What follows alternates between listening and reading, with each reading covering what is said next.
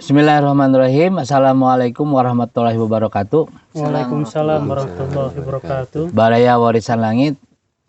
Perjalanan kita sampai di tempat ini nih.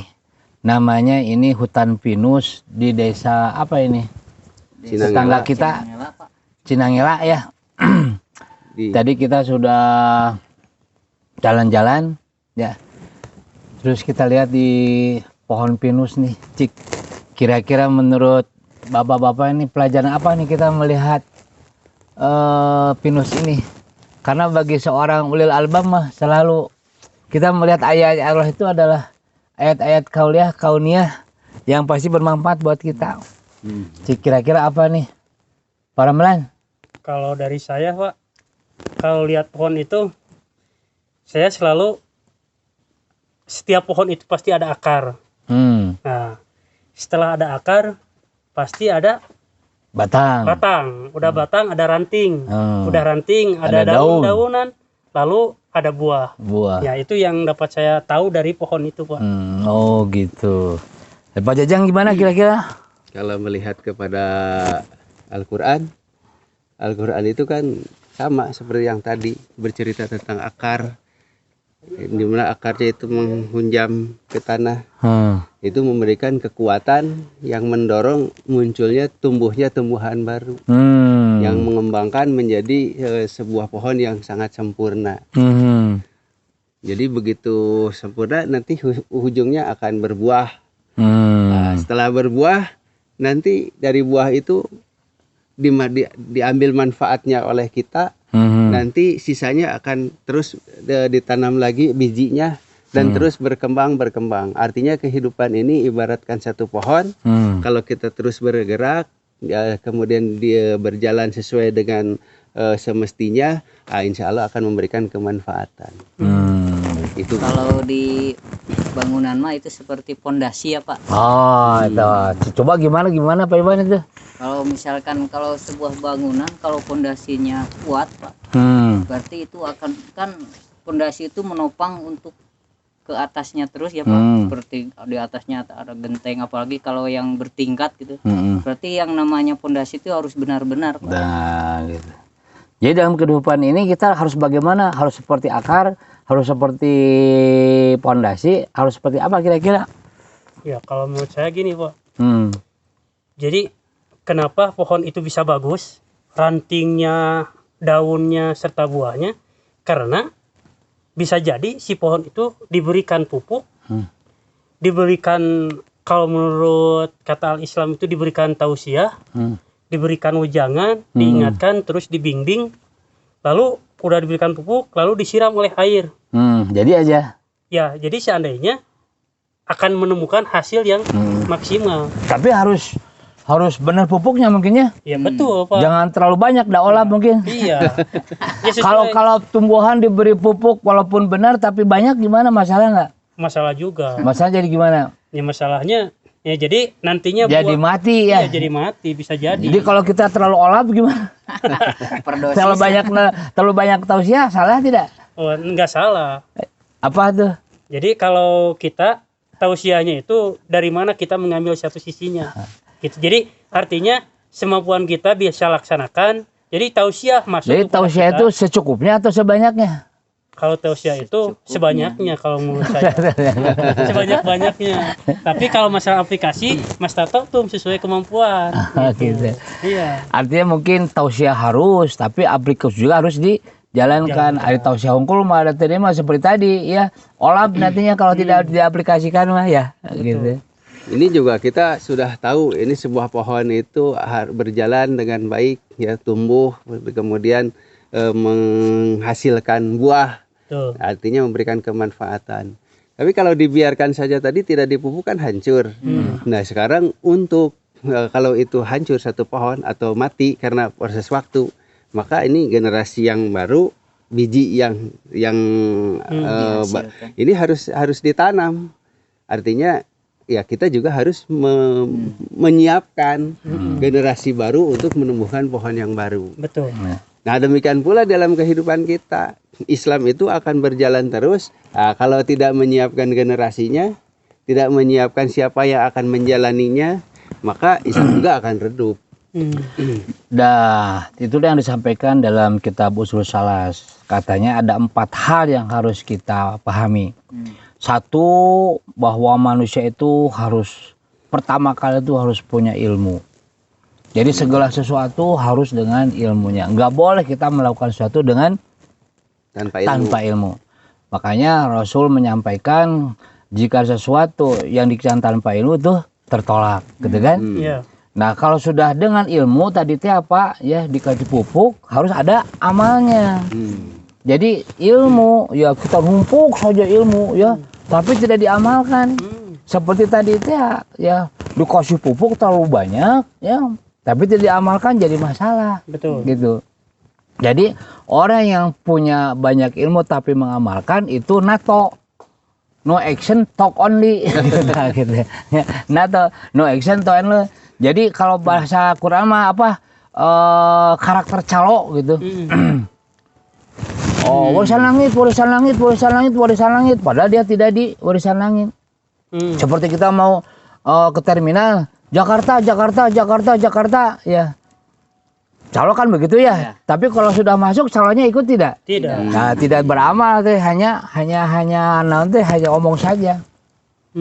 Nah, di warisan langit tidak boleh orang banyak calo, tapi dia punya ilmu, dia mengamalkan. Nah, yang ketiganya kalau sudah berilmu, beramal adalah apa? Mendakwahkan. Ya, mendakwahkan, kita mengajak orang lain seperti tadi teh pohon, ya. Kita tanam, ya. Jadi, ya. Tapi awas, ya.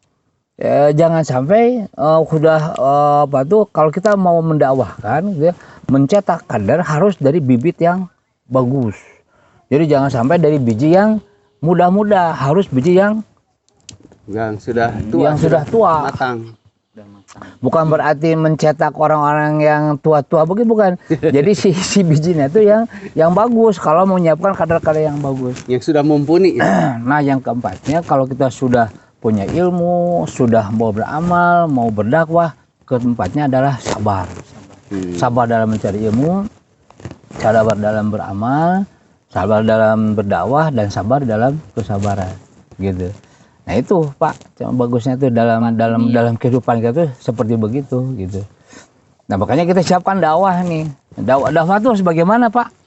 Coba. Ini kalau ini saya mengutip dari Umar bin Khattab ya Pak. Gimana? Khalifah Rasyidin itu yang kedua ya, kekhalifahan setelah Abu Bakar itu, Umar bin Khattab berkata, jika seandainya bulan di tangan kananku dan matahari di tangan kiriku, aku tidak akan pernah berhenti untuk berdakwah. Artinya dakwah itu harus terus dijalankan. Itu Umar atau Nabi Muhammad? Itu Rasulullah. Rasulullah ya. Rasulullah. Subhanallah. Ya, Rasulullah. Alhamdulillah tadi benar ini. Rasulullah ya. Dan Rasul begitu. Iya.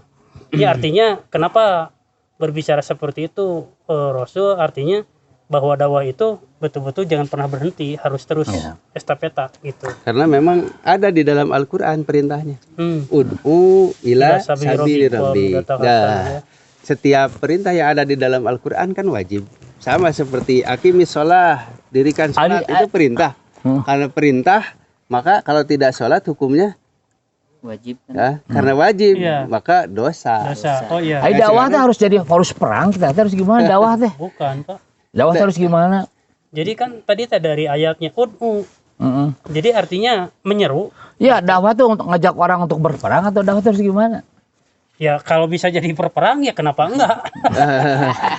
Dakwah tuh untuk mengajak orang supaya menjadi lebih baik ya. Pak. Nah, jadi harus dari mana tuh mulainya? Dari diri kita. Dari kita sendiri. Jadi sebelum kita mengajak orang lain baik, ya dakwahlah kita kepada diri kita sendiri, perbaiki diri kita sendiri nih, ya. Cara pikir kita betul tidak, ya.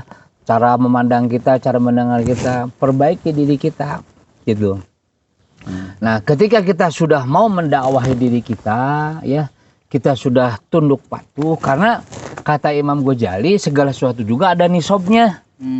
Apa nisab itu apa coba? Takaran. Takaran untuk apa? Untuk kemampuannya ya. Seperti zakat ada nisabnya kan? Ada. Zakat itu nisabnya apa? Tergantung zakat. Ada ukuran dari ini ya. Ibaratnya kalau emas berapa? 85 gram. 85 gram kan, dan harus mencapai Nisab. haulnya. 1 tahun. Jadi artinya kalau misalkan emas 84 gram sudah kena nisab belum? Belum. Terus kalau misalkan belum berarti kita kan tidak perlu keluar zakat, ya kan? Terus kalau emas sudah 85 gram, tapi belum 1 tahun keluar zakat tidak? Belum. Jadi harus bagaimana? Harus 1 tahun. Harus 1 tahun. Begitu juga nasihat, begitu juga dakwah. Dakwah juga ada nisabnya, ya. Jangan sampai kita mengatakan ke orang lain harus sholat tahajud, tapi kita juga tidak pernah sholat tahajud, ya. Jangankan orang lain mendengarkannya hambar, kita juga menyampaikannya akan hambar. Jadi kalau mau dakwah ada nisabnya. Apa nisabnya dakwah? Harus jadi pelaku Kita harus jadi pelaku dulu. Harus mengamalkan dulu segala sesuatunya. Sebab kalau kita berdakwah tapi kitanya tidak berdakwah pada diri kita sendiri, berarti kita itu adalah calo. Kata Quran gimana? Atamuruna nasa bil birri wa tansawna anfusakum wa antum tatluna kitab afala taqilun. Quran nah make polo. Gitu ya. Mikir gitu. Jadi dakwah juga ada nisabnya. Nisab dakwah apa? Kitanya harus jadi pelaku. Mengalami dulu, ya. Ketika kita sudah jadi pelaku, sudah mengalami, maka ketika orang lain minta nasihat, diberikan nasihat. Ya, betul, itu. betul. Gitu. Betul tidak, Pak? Ya. Gitu. Ya, Betul. siap. Jadi pelaku dakwah. Siap. Harus siapa? Yang ringan-ringan aja dulu kita mulai. Ya. Apa ibaratnya? Sepertinya di hutan nih. Kita dakwah. Dakwah apa di hutan? Kita sampaikan kepada pengunjung di hutan itu supaya menjaga kelestarian alam. Jangan dijadikan hutan sebagai tempat maksiat, ya, tempat berpacaran, tempat melakukan kemaksiatan. Itu masalah, ya. Tapi sebelum orang lain mengatakan begitu, ya kita juga harus menjaga kebersihan nih. Kita jangan sampai kotor-kotor begini nih. Kita buang sampah nggak di sini hari ini? Enggak. Makanya kita setelah mau pulang harus beres-beres dulu nih. Itu dakwah namanya itu, Pak, gitu. Ya. Oh, kenapa? Atau kan nggak dilihat sama orang lain? Dakwah itu jangan ingin dilihat orang lain. Betul. Betul tidak? Iya. Insya Allah, sekalipun jin dan manusia tidak melihat kita, Allah Maha melihat. Kalau kita berdakwah ingin dilihat oleh jin dan manusia, berarti itu ri'anas. Ingin dilihat oleh Aduh, Pak, itu di Itu. Pajang itu ada apa? enggak apa-apa, itu dakwah, biarkan hidup dia. Jangan dibunuh, gitu, Pak. Gitu. Itu namanya apa? Ini kita waktunya Pak, Dipindahkan. mau ke lokasi dulu ke mana gitu nanti biar kita keliling-keliling dulu di tempat. Siap, ayo. Iya. Tapi Ditutup jangan dulu, lama-lama, Kiai. dapat hujan atuh. Iya. Tutup lagi. Kita cepat Ditutup pulang. dulu atau biar nanti Ya, kita beralhamdulillah bersama-sama. Alhamdulillah. Alhamdulillah rabbil alamin.